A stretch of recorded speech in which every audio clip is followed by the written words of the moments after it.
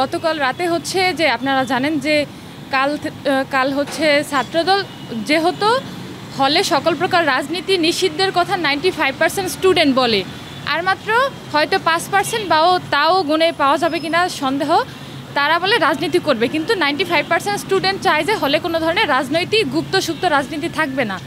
তো সেক্ষেত্রে হচ্ছে সেই দাবিতে যেহেতু কালকে ছাত্রদল হচ্ছে ছাত্রী শাখা রোকেয়া হলে কমিটি দিয়েছে, তো তার বিরুদ্ধে যে আমরা জানি যে একদল কিভাবে আমাদেরকে গেস্ট রুম গণরুম করে অত্যাচার করে গেছে, আরেক রুম যদি কমিটি দিচ্ছে তার মানে হচ্ছে তারাও সেই একই কালচার ফিরিয়ে আনার যে প্রচেষ্টা তা করতে যাচ্ছে, যদিও বলে তারা সেবা করবে এই করবে, কিন্তু পরবর্তীতে যে কী হবে তা সাধারণ স্টুডেন্ট অলরেডি ভোগ করছে আর তা জানে পরবর্তীতে কী হবে।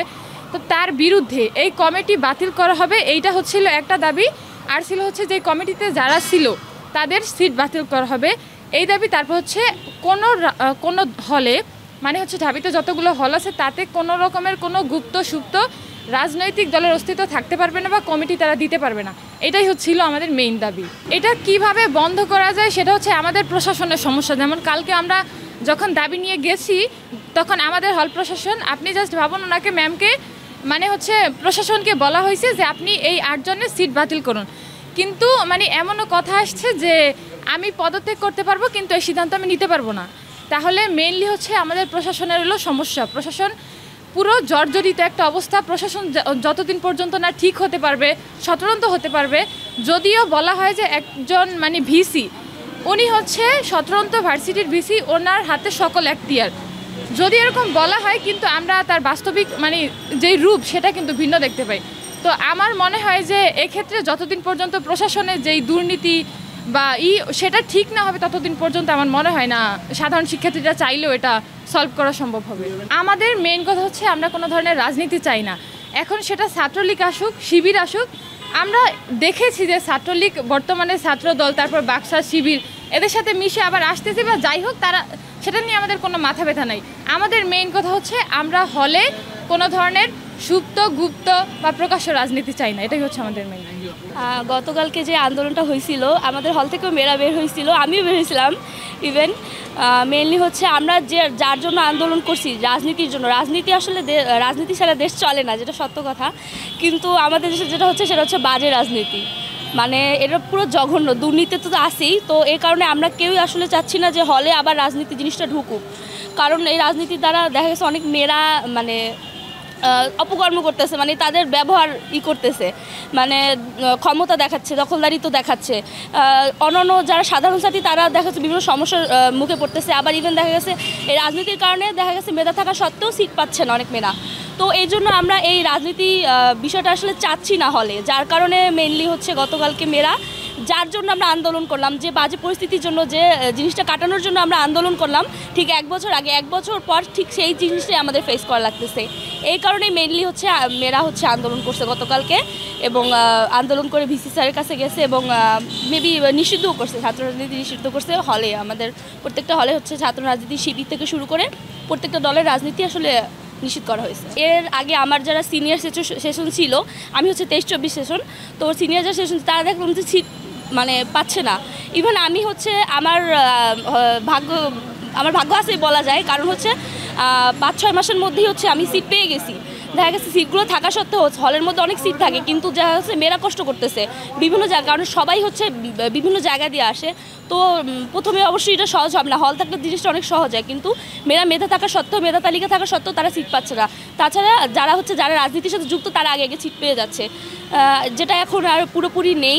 মেয়েরা পাচ্ছে, বা যারা এই নেক্সট সেশন যারা আসছে ওরাও অলরেডি ওদের কার্যক্রম চলতেছে, ওরাও হয়তো খুব শীঘ্রই সিট পেয়ে যাবে, যে জিনিসটা আসলেই বন্ধ হয়েছে। আর আমরা এগুলো চাই না যে পুনরাবৃত্তি হোক, যার কারণেই আসলে মেইনলি আন্দোলন করা। মাত্র 30% টাকায় জমির মালিক হয়ে নতুন বাংলাদেশের গড়ে তোলার স্বপ্ন দেখা বাংলা বসতি।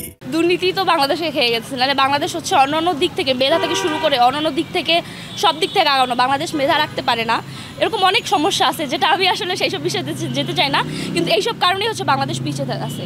মেধা থাকা সত্ত্বেও, সব কিছু থাকা সত্ত্বেও হচ্ছে বাংলাদেশ অন্যান্য দেশের তুলনায় পিছিয়ে আছে একটি মাত্র কারণে। ছাত্র এখন এটা তো আমি আসলে কোনো দলই করি না, যেটা সত্য কথা। আমি যেটা বিষয়টা সৎ যেটা নেয় ওইটার পক্ষে। ছাত্র রাজনীতি না, মানে আমি বলবো যে রাজনীতি তো অবশ্যই দরকার, একটি দেশ চালানোর জন্য অবশ্যই একটা সুশৃঙ্খল বা একটা মানে ভালো রাজনীতি দরকার, কিন্তু বাংলাদেশের প্রেক্ষাপটে দেখা গেছে যে যেই আসলে যে দলই আসতে চায় সেই দলই আসলে খাইতে চায়, সে দলই আসলে দেশের জন্য না ভেবে নিজের দলের জন্য ভাবে, যার কারণে আসলে আমাদের দেশ উন্নত হচ্ছেও না, আর হচ্ছে মানে অন্যান্য সব দিক দিকে পিছিয়ে পড়ছে, শিক্ষা থেকে শুরু করে যেখানে হচ্ছে যেসব বাজেট আমাদের শিক্ষাক্ষেত্রে লাগানো উচিত, যেসব বাজেট আমাদের সেই রাস্তা সেসব হচ্ছেও না, কাজও হচ্ছে না ঠিকমতো, কিন্তু দেখা গেছে যে হচ্ছে আমাদের মেইন যেসব জায়গায় আসলে ফোকাস করা দরকার সেসব দিকে ফোকাস না করে আমরা অন্যদিকে চলে যাচ্ছি, যার কারণে দেশ আমার মনে হচ্ছে এর জন্য আর কি উন্নত হচ্ছে না। আর রাজনীতি যেই আসুক, যে দলই আসুক, হয়তো আসবে, এরকম তো আর থাকবে না, কিন্তু উচিত প্রত্যেকটা দলেরই যে নিজের দেশের জন্য ভাবা, মানে কি উন্নত হবে, কীভাবে উন্নত হবে, অন্যান্য কান্ট্রির সাথে আমরা কীভাবে তুলনা করতে পারবো নিজের কান্ট্রি, এই বিষয়ের দিকে লক্ষ্য করা বা ফোকাস করা। এই যে ছাত্রদের প্রবেশ করতে পারে না, তার আগেই তো আমরা আন্দোলন করছি, কারণ মানে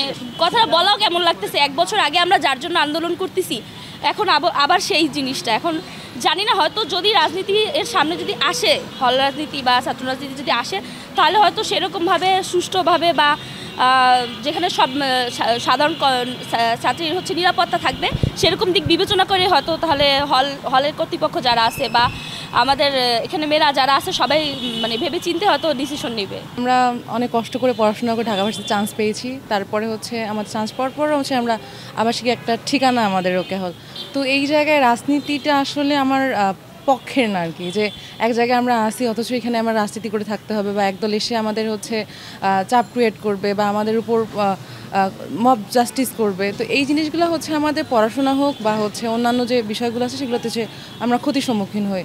তো আমি চাচ্ছি না যে এখানে কোনো রাজনীতির নামে কোনো একটা বিষয় থাকুক বা হচ্ছে আমাদের উপর কেউ জোর জুলুম খাটাক। মূলত হচ্ছে আপনারা জানেন যে আমরা জুলাই আন্দোলন করেছিলাম, যে তো মূল মোটিভ ছিল যে কোটা আন্দোলন থেকে যে অনেক আন্দোলন আমরা করেছি, করার পর হচ্ছে আমাদের যে বিভিন্ন হলে যে রাজনীতির বিষয় আছে বা হচ্ছে বিভিন্ন রাজনৈতিক যে কালচারগুলো আছে সেগুলো হচ্ছে আমরা উঠানোর জন্য হচ্ছে প্রথমত হচ্ছে আমরা একটা ম্যামরা বা হচ্ছে আমাদের হলের ম্যামরা বা বিশ্ববিদ্যালয়ের প্রশাসন হচ্ছে একটু অল্প করে বলেছিল যে হচ্ছে রাজনীতি বন্ধ হবে, কিন্তু সেটা হয়নি।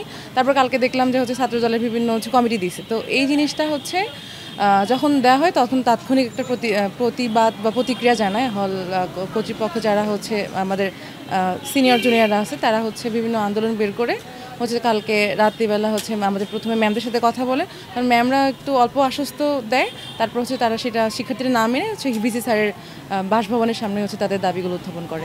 আমি যতটুকু জানি তিনি বলেছিলেন যে হচ্ছে কোনো গুপ্ত বা হচ্ছে প্রকাশ্য যারা হচ্ছে হলে রাজনীতি করবে সেগুলো হচ্ছে তিনি হচ্ছে মানবেন না আর কি।